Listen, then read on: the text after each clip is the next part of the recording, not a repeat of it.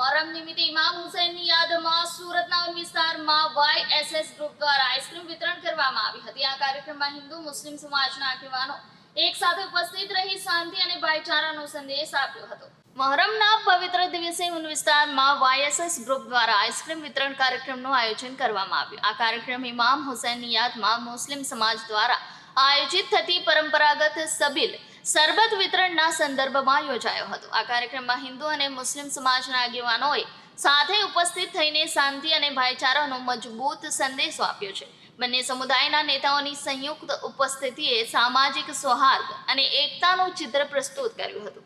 આમ સામાજિક સંસ્થા દ્વારા આયોજિત આ પહેલે મોહરમની ભાવનાને આગળ વધાવતા સમુદાયો વચ્ચેના બંધનોને મજબૂત કરવાનો પ્રયાસ સ્પષ્ટ થાય છે।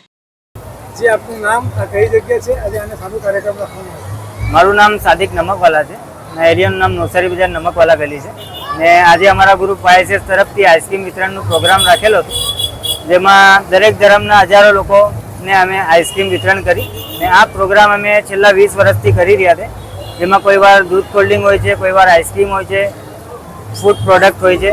આ અમે છેલ્લા 20 વર્ષથી કરી રહ્યા છીએ। આ તહેવાર નિમિત્તે તમે લોકોને શું સંદેશ આપવાનો? આ તહેવાર નિમિત્તે હું એક જ મેસેજ આપવા માંગીશ કે અસત્ય સામે તમને લડવું હોય તો સામેવાળાની તાદાદ કેટલી છે એ નહીં જુઓ। ઇમામ હુસૈન રદિયલ્લાહુ તાલાનું ના સામે લડવાવાળા હજારો લોકો હતા ને એમની સાથે 72 હતા તો પણ લડી ગયા ને આ પ્રૂફ કરી ગયા કે અસત્ય સામે સત્યની જીત થાય છે। આજે દુનિયામાં યઝીદનું નામ લેવાવાળો કોઈ નથી ને હુસૈન આજે પણ જિંદા છે ને દરેક સાલ એમની યાદમાં મોહરમ ઉજવાય છે એટલે જૂઠ સામે સત્ય હંમેશા જીતે જ છે।